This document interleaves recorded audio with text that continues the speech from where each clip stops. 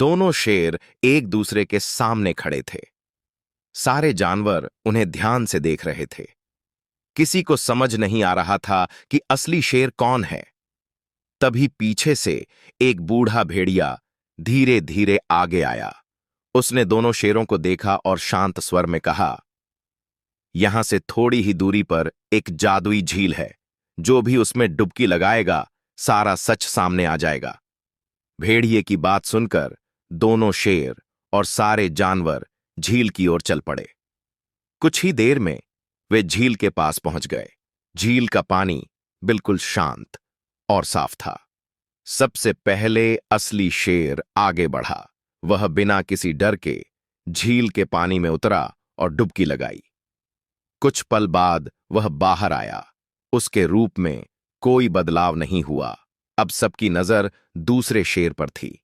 वह कुछ पल रुका, फिर डरते डरते वह भी झील के पानी में उतरा और जैसे ही उसने डुबकी लगाई, उसी क्षण उसका रूप बदलने लगा।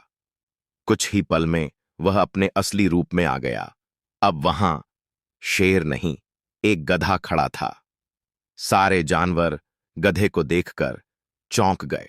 गधा सिर झुकाए चुपचाप खड़ा रहा।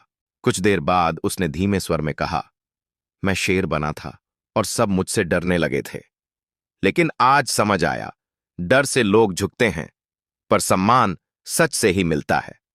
असली शेर कुछ पल उसे देखता रहा, फिर वह बिना कुछ कहे जंगल की ओर लौट गया।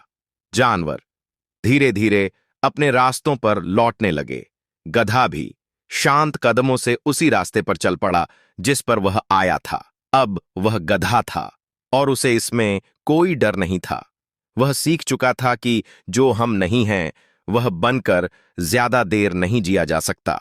असल ताकत रूप में नहीं, सच को अपनाने में होती है।